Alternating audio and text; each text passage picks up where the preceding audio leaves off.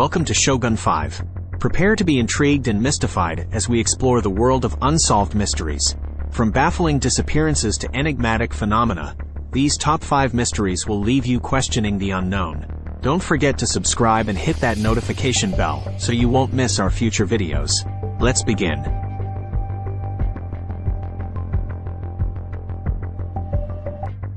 Our journey begins with the chilling Dyatlov Pass incident.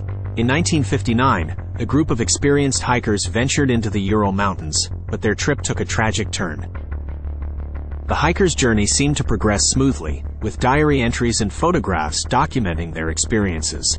On February 1, 1959, the group reached the slopes of Kholat Syakhl.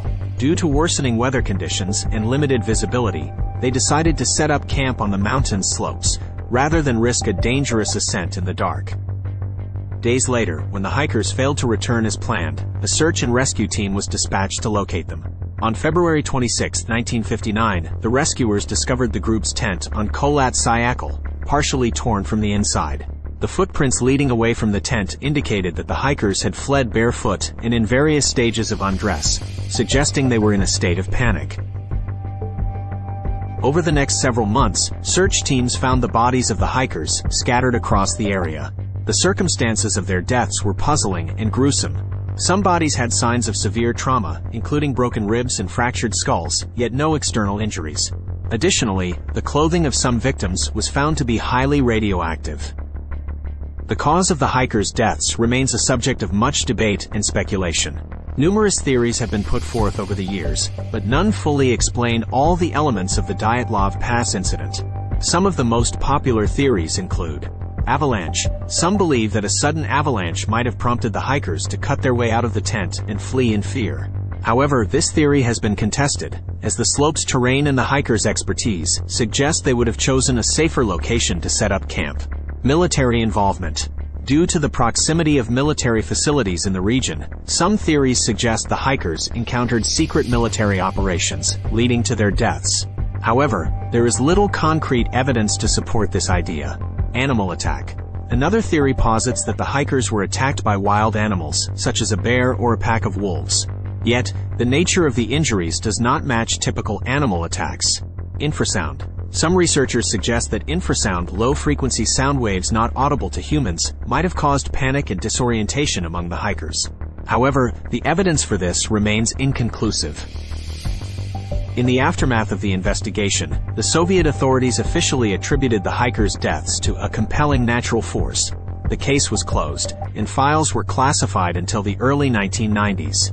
However, this explanation only raised more questions and fueled conspiracy theories.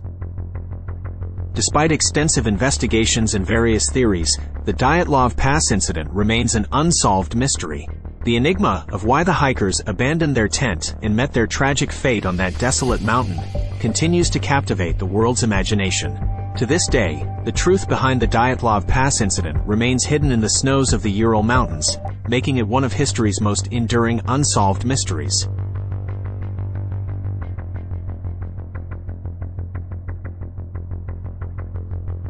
The Hessdalen lights, also known as the Hessdalen phenomenon, is a mysterious and recurring atmospheric light display that has puzzled scientists, researchers, and locals for decades. This enigmatic phenomenon occurs in the remote valley of Hessdalen in Norway, and it is characterized by the appearance of bright, glowing orbs or lights that move through the sky in seemingly intelligent and controlled patterns. The phenomenon first gained attention in the early 1980s, when residents of the Hessdalen Valley started witnessing strange lights in the sky.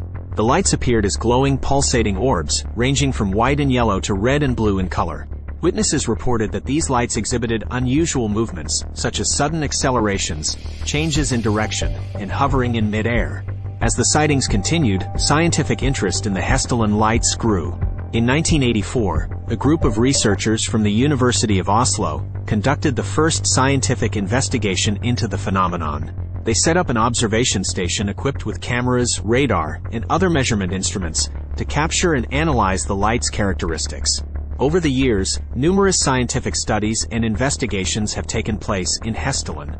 Researchers from various countries, including Norway, Italy, and the United States, have tried to unravel the mystery behind the lights. Some of the characteristics observed during these studies include Light emissions. The lights often emit strong ultraviolet and infrared radiation, but no definitive source or cause has been identified. Flight patterns. The orbs display flight patterns that seem to defy conventional physics, performing maneuvers that are beyond the capabilities of known aircraft or natural phenomena. Variability.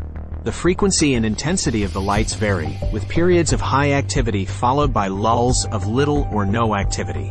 Interaction with the environment. The lights have been observed near the ground, hovering above valleys, and even interacting with the landscape.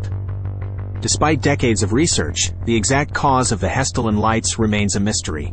Scientists have proposed several hypotheses to explain the phenomenon, but none have been definitively proven. Some of the theories include plasma phenomenon. One leading hypothesis suggests that the lights are a result of ionized plasma in the atmosphere. Under certain conditions, gases in the air can become charged, creating luminous plasma balls. However, this theory fails to explain the light's intelligent movements and interactions. Geophysical activity. Some researchers speculate that the lights may be related to seismic or geological activity in the area. However, no direct correlation between the lights and such activity has been established. Ball lightning. Another theory proposes that the lights are a rare and unexplained form of ball lightning. However, ball lightning occurrences are usually brief and random, whereas the Hessdalen lights display long-lasting and controlled behaviors. Unidentified aerial phenomena, UAP. A fringe theory suggests that the lights could be related to unidentified flying objects, UFOs, or extraterrestrial activity. However, this remains speculative and lacks substantial evidence. Despite the lack of definitive answers, research into the Hessdalen lights continues. Hessdalen's close-knit community, along with scientists and enthusiasts from around the world, remain dedicated to monitoring and studying the phenomenon. The Hessdalen AMS, Automatic Measurement Station, was established to record and analyze the lights continuously, hoping to shed more light on their mysterious origin. The Hessdalen lights continue to mystify and captivate those who witness or study them. While various scientific and natural explanations have been proposed, the true nature of the phenomenon remains elusive. As long as the lights continue to dance across the night skies of Hessdalen, the mystery endures, inviting ongoing curiosity and scientific exploration.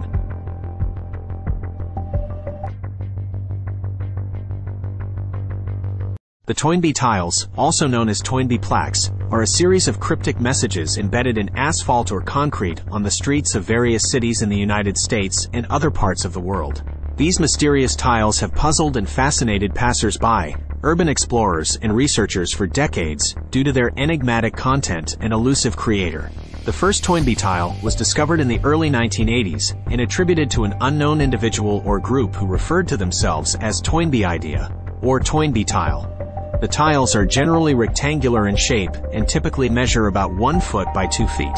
They are made of linoleum or similar materials and are often found embedded in the road surface. The most striking feature of the Toynbee tiles is the cryptic message they carry.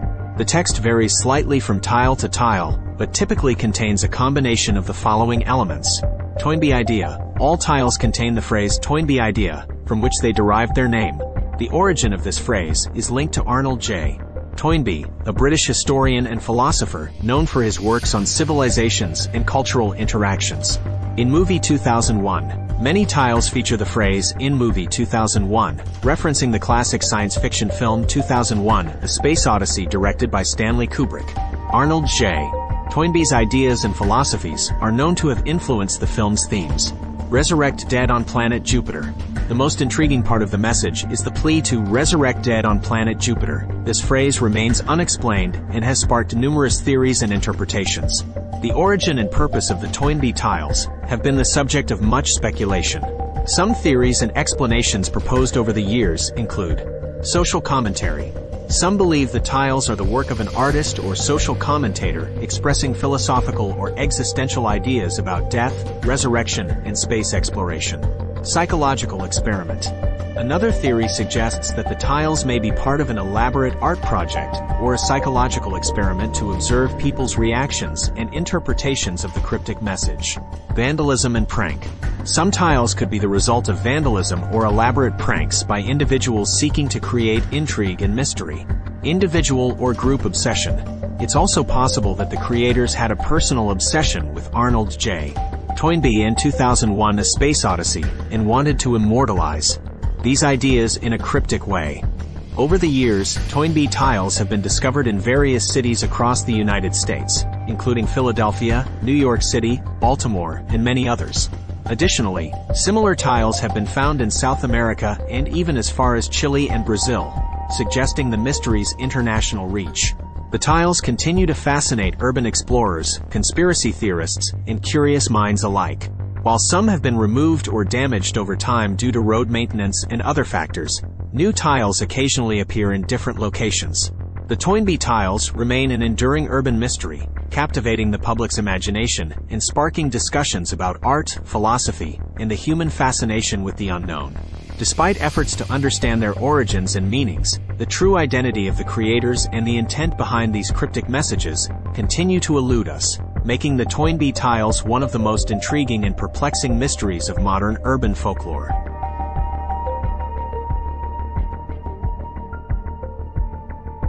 The lead masks case is a mysterious and unsolved incident that occurred in August 1966 in Rio de Janeiro, Brazil. It involves the deaths of two electronic technicians, Miguel José Viana and Manuel Pereira da Cruz, whose bodies were found under strange circumstances on a hill in the region. On the afternoon of August 20, 1966, a young boy was flying a kite on Morro do Vintém, a hill in Rio de Janeiro, when he stumbled upon the bodies of two deceased men. The bodies were lying next to each other and were dressed in matching suits, coats, and lead masks covering their eyes. The lead masks were described as homemade and resembled sunglasses with small openings for the eyes. As authorities investigated the scene, they found some curious and cryptic items near the bodies. Lead masks. The most perplexing aspect of the case was the discovery of the lead masks covering the men's eyes. The purpose of these masks remains a mystery, and investigators could not ascertain why the men were wearing them. Notebook. A notebook was found near the bodies, containing a series of cryptic instructions. The notes suggested that the men should take the lead masks after the work was done, leading to speculations about their purpose and activities before their deaths. Empty water bottles. 2 empty water bottles were found at the scene, indicating that the men may have consumed some liquid before their deaths. The victims, Miguel José Viana and Manuel Pereira da Cruz, were both electronics technicians from Campos dos Goitacazes, a city in the state of Rio de Janeiro. Their families described them as reliable and responsible individuals, with no history of odd behavior or involvement in illegal activities. The circumstances surrounding the deaths of Viana and da Cruz have led to various theories and speculations. Possible suicide or ritualistic act. Some investigators believe that the two men might have been involved in a suicide pact or some kind of ritualistic act. The lead masks could have been intended to protect their eyes during a self-inflicted harmful or chemical process. However, the motive behind such an act remains unclear. Involvement with occult or unconventional practices. Another theory suggests that the men might have been involved in occult practices or unconventional experiments. The cryptic notebook and the lead masks could indicate involvement in rituals or experiments related to metaphysical or esoteric beliefs. Despite the investigation and various theories, the lead masks case remains unsolved. The true purpose of the lead masks, the nature of the men's activities, and the reason for their deaths continue to elude authorities and researchers. The case has become one of Brazil's enduring unsolved mysteries, leaving many questions unanswered and contributing to its enduring intrigue in the realm of unexplained phenomena and true crime.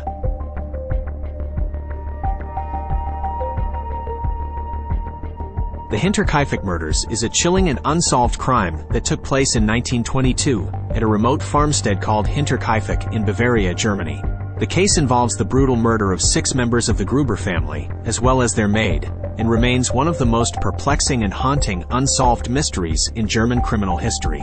The Gruber family consisted of Andreas Gruber, his wife Casilia, their widowed daughter Victoria Gabriel, her 2 children Casilia and Joseph, and the family's maid, Maria Baumgartner. They lived on an isolated farm in the small village of Hinterkaifeck, which was surrounded by dense forest and situated approximately 70 kilometers north of Munich. On April 4, 1922, the bodies of all 6 family members and the maid were discovered in the farmhouse. The gruesome scene was uncovered by their neighbors, who had become concerned after the family failed to attend church services, and no one had seen them for several days. When the neighbors arrived at the farm, they made a shocking and horrifying discovery. The victims were found in various locations around the farm. The barn. The bodies of Andreas Gruber, his wife Kazilia, and their daughter Victoria were discovered in the barn. They had been beaten to death with a mattock, a type of agricultural tool resembling a pickaxe. The living quarters. Inside the farmhouse, the bodies of Victoria's 2 young children, Kazilia and Joseph, and the maid Maria Baumgartner were found. They had also been beaten to death, and Kazilia's body showed signs of strangulation. The investigation into the Hinterkaifeck murders was complicated by several mysterious and perplexing details. No motive. Investigators could not establish a clear motive for the murders. Robbery did not appear to be the primary motive, as valuable items in the house were left untouched. Unidentified footprints. In the days leading up to the discovery of the bodies, neighbors reported seeing strange footprints in the snow around the farm. The footprints led from the forest to the farmhouse but did not return, indicating that the murderer might have been lurking in the area for some time. Suspicions of a stalker. Victoria had reportedly expressed concerns that she was being stalked in the weeks leading up to the murders. She also mentioned hearing strange noises in the attic and noticing unusual footprints around the house. Despite a thorough investigation, authorities were unable to identify the perpetrators of the Hinterkaifeck murders. The crime scene had been tampered with by curious onlookers before the police arrived, potentially destroying crucial evidence. Moreover, the rural nature of the location and the limited forensic technology available at the time further hindered the investigation. Since the initial investigation, the Hinterkaifeck murders has been the subject of numerous books, articles, and documentaries, as well as amateur sleuthing and speculation. Yet, despite these efforts, the case remains unsolved to this day, leaving the identity of the murderer and the motive behind the killings shrouded in mystery. The Hinterkaifeck murders continue to haunt the public's imagination as one of Germany's most enduring unsolved criminal cases. And there you have it, our top 5 lesser-known unsolved mysteries that will leave you pondering the unknown.